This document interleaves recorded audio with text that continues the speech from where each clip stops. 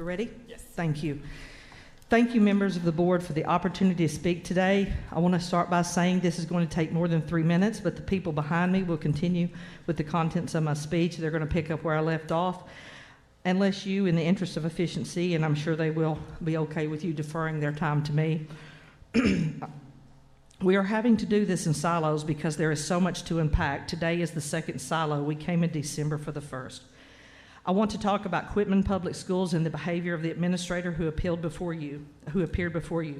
We had no idea what was contained in the investigative file regarding the ethics violator's response until we got the investigative file after his hearing in front of you. There's a lot of misinformation that was shared in front of you guys verbally, but also in print by the defense. For example, it was said that I contacted the Attorney General multiple times asking them to investigate. I never contacted the Attorney General. So I'm upset about due processes. We've won every due process, so I would not be upset about those.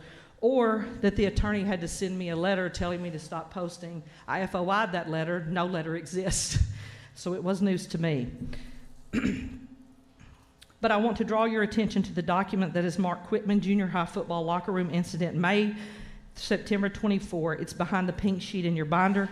This document was sent to Secretary Oliva on September the 14th, 2024 at 9:42 p.m., 2 days after the parents spoke here, and the Attorney General's offices on Tuesday, September the 24th, 1:47 p.m. The document was authored by the administrator listed as the sender on the email, and the metadata at the back of this section proves that.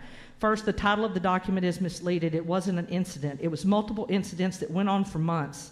And the only reason the incidents were reported is because a brave boy, Eli White, was tired of fighting off the offenders, and he was tired of seeing his friends abused. Near the end of school, the abuse was daily and worsening. We did include evidence in our complaint of the falsehoods contained in this 4-page document. Unfortunately, that didn't make it to you guys, so I'm going to take this opportunity to share the evidence with you today. Why those documents were removed, we have no idea, but we do believe the truth is important to be shared. I refer to you to the 4-page document, page 1, paragraph 4, where it states Stephanie White, or SW, met with Stacks and Mars and told them that our son had been sexually assaulted in the locker room while he was naked, and the boys assaulting them were also naked. Stephanie White never said anyone was naked. We know this to be true because the meeting was recorded. She recorded it. In fact, all of our parents recorded their initial conversations with the administration. This was a full month before the parents reached out to any of us. In the same paragraph, it says, after she gave us information, we immediately reported the information to DHS as sexual assault, leading readers to believe they made 3 reports to DHS. This is not true. They reported 1 incident for Eli White and 1 perpetrator. They knew from the meeting that there was more than 1 perpetrator and more than 1 victim. It is peculiar, though, that they submitted the report in triplicate to the investigator they hire. Please note, in triplicate of 1 report. It was a tad misleading at best. It is true that DHS did not accept the report they filed. We know the school personnel had incorrect birth dates in there. We also know that the child-on-child crime is almost impossible for DHS to have a true finding, and we have heard over and over and over again that for sexual assault you have to prove gratification. So you're 3. I'm fine if they want to yield their time to you for the next 6 minutes. Does that work? Okay, good. We have included the transcript of that interaction, and the recording is on the flash drive that's in your packet. The transcript is behind the blue sheet.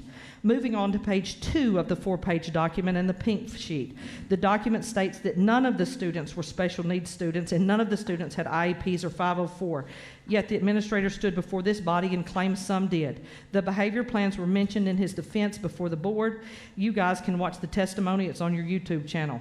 In the time this document was written and sent, only 5 of the 6 perpetrators had pled guilty, and their hearing for the 5 took plea deals.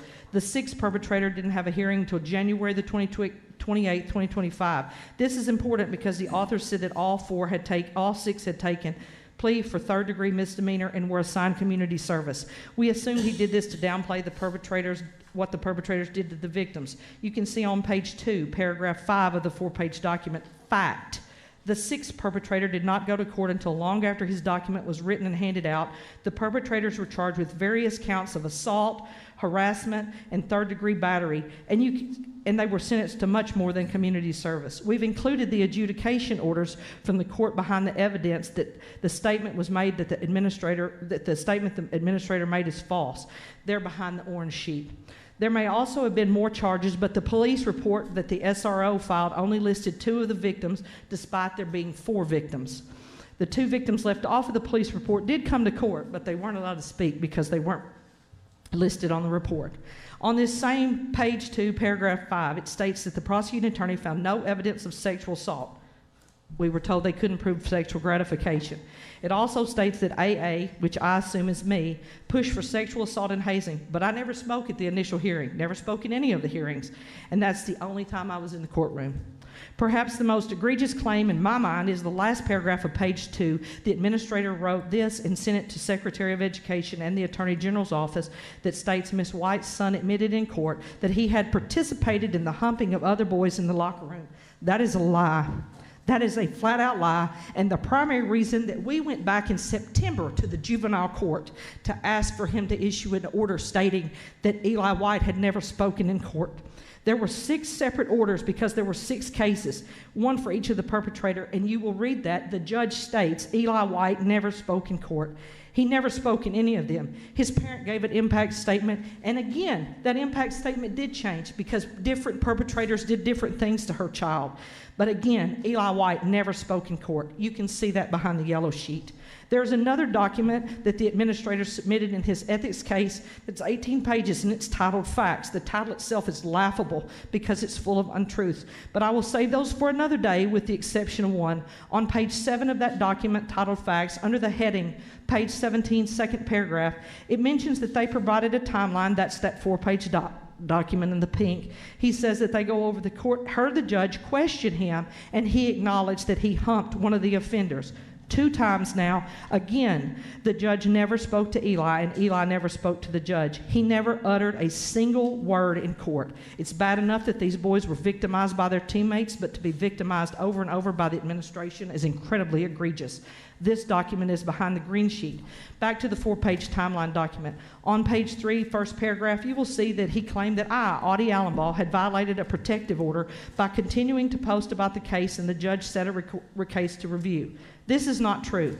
Fact, I've never been held in contempt, nor was I ever in a court date, was there ever a court date set to review the allegations.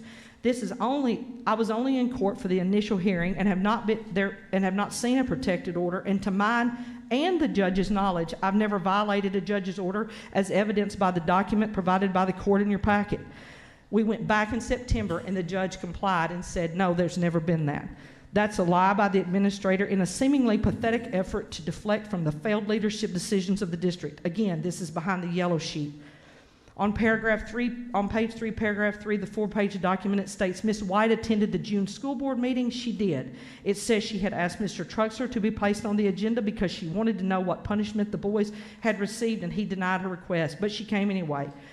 Fact, Ms. White did call Mr. Truxler on May the 17th, and she requested to be placed on the agenda. She wanted to speak about what was happening in the locker room. Mr. Truxler told her she could not, and if she showed up, she would just tell the board it's been handled. Ms. White did go to the June board meeting with copies of a letter that she wrote, which is included in this packet. She waited until the meeting was over and tried to pass out the letters. The board was hateful to her, so much that the president of the board, Julie Varvel, told her, go back to where you came from. The superintendent told her this was one incident and she didn't have her facts straight like most who come here to complain. And we learned from a police report that was filed on Ms. White for attending them. We learned that a police report was filed on Ms. White for just attending a public meeting. We learned that when we got the investigative file. In the investigative report on page 72, this administrator in his interview with Ms. Banker stated she came around the room to the point and got behind me as if she was going to grab me, and the SRO had to step in between. We actually got the video and the police report from the Quitman Police Department. A previous FOI request regarding the video yielded nothing from the school. This administrator's account of what took place regarding what Ms. White was acting like going to grab him did not happen. This statement about grabbing him while he was while made to the PLS investigator didn't make it to the police report. You can see for yourself.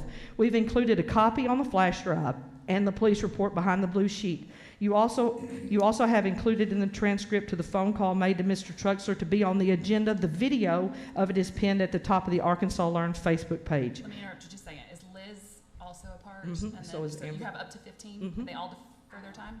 Okay. Just making sure. Melanie's Keep going. not. Keep going. This isn't close to all the untruths that were told. I started marking up some of the documents, but I could seriously take up all day here. So we're going to save those for another day, or perhaps another mode of transmission. When you ask how many times are we going to come, as many times as it takes. I'm advocating for kids.